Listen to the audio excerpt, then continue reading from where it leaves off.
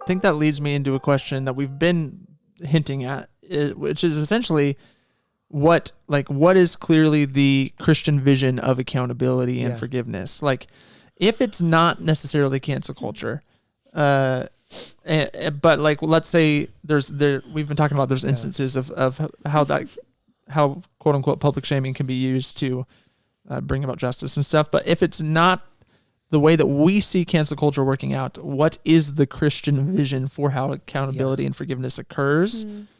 And I think that kind of what we've been talking about is that there's a vision that's laid out, I think, in Scripture that is a really beautiful, like maybe one of the most beautiful witnesses that we can give to the world, which allows for a community of difference and diversity and disagreement to flourish in love and to be held together by love. Yes. Well, which like doesn't currently exist in the church, like on a broad, wide scale. Yeah, I think there's pockets of it, sure. Like, and I've been in communities where I've experienced that, but as a broad scale church, and I think it's part of the reason why we're seen as such hypocrites, because we don't hold to the vision that's laid out for us. And I think the vision that is laid out for us is one in which Jesus pursues accountability and righteousness and justice, but always out of love. Yes. And so, for example, when Jesus goes and turns the tables, as he's like furious in the temple, and he turns the tables, we could often look at that as like, look at Jesus canceling the money changers. Yes. Like, look at Jesus canceling. Look at it that way. And be like, look,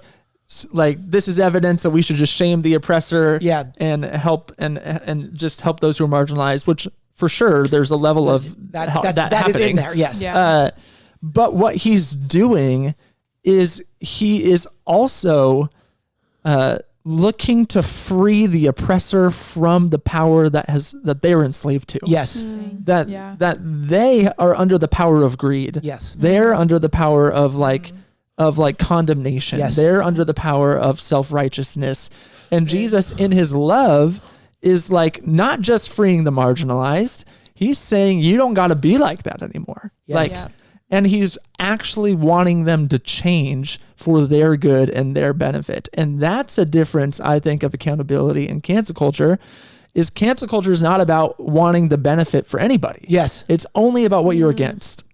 And Jesus is for everyone. Yeah. Including the times where he says, that's wrong. Yes. You shouldn't do that. But he's trying to free people over and over again from different powers that they are serving. Yes. So that is a vision I think that we're given in accountability, is what would that look like for us to do that in our communities? Yes. And to say, no, I'm going to pursue righteousness. Like I'm going to pursue justice. I'm going to pursue accountability, but I'm going to do it for your benefit. Yes. Like, and for love for you. Yes.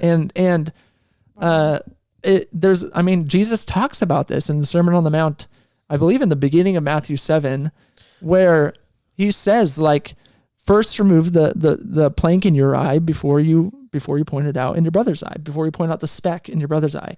And what he says is you need to remove that plank in order to be helpful. And I think what he's saying there is you need to remove condemnation. Like condemnation's the plank. Yeah.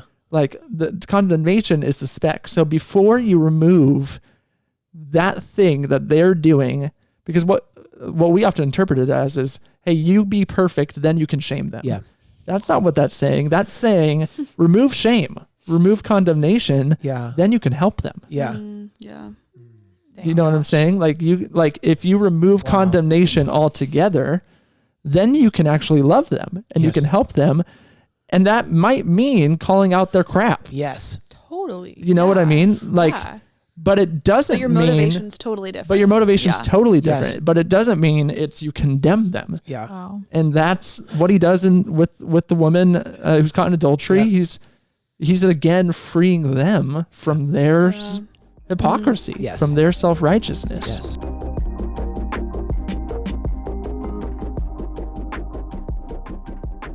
Thanks for watching. If you enjoyed this video, like it, subscribe to our channel, and turn on notifications so you can stay tuned for all of our content.